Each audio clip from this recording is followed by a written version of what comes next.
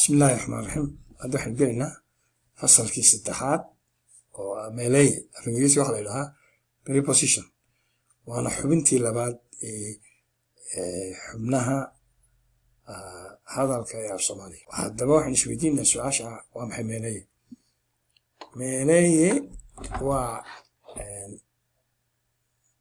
qurb ama eray ka horeeya fal oo loo adeegsado si loo xadeeyo macne hawlaar ama weed. meelay haddaba waa laba nooc midkood: meelay quman iyo meelay magaceed. meelayaha qumani waa eray gaagaaban oo had iyo jeer ku lamaan falalka. waxay xadeeyaan ama tusaan meesha falku ka dhacay. markuu wax kale ku lamaan yahay baa macnihiisa si fiican loo sii gartaa. meelayaasha qumani waa erayadan gaagaaban: waa ka, ku, la, u, soo, si. fiiro gaara: soo iyo si waa meelayaal haddana ah jiheeyayaal oo way ku jiheynayaan. tusaalayaal: warqad baa ka timi jigjiga. ka waa meelay. baabuur ku qaad rarka. ku waxay meelay kala weeyay. waa lala tegay Yusuf. la waxa weeye labada laad waliba ta dambe ayaa meelay. u dhaami reerka. udaasi waa meelay. reerkii waa soo guuray waa meelay haddana jiheeyay. markaas soo waa marka wuxuu kugu soo socdaan sii dircarruurta inta aanad doofin. siina waxa weeye wax kaasii socda. soona wax kugu soo socda. saasaa baa loo leeyahay jiheeyaal.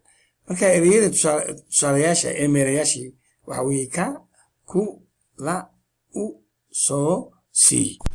meelay magaceed. meelayaal kale oo aan qumanayn baa jira sidii kuwa aynu soo aragnay. waa ereye markooda hore ah magacyo.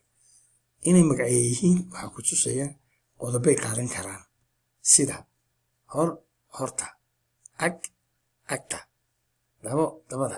markaa raacay iyo wax la mid ah. maxaa raacay? qodoba raacay. taasoo ku tusaysa inay asalkoodii ahaayeen magacyo.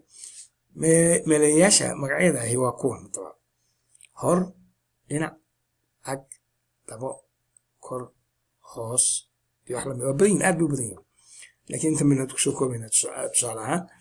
marka waxa weeye tusaalayaashan gelinayna hadda waxa weeye weli waa laysoo fadhiyaa colkii.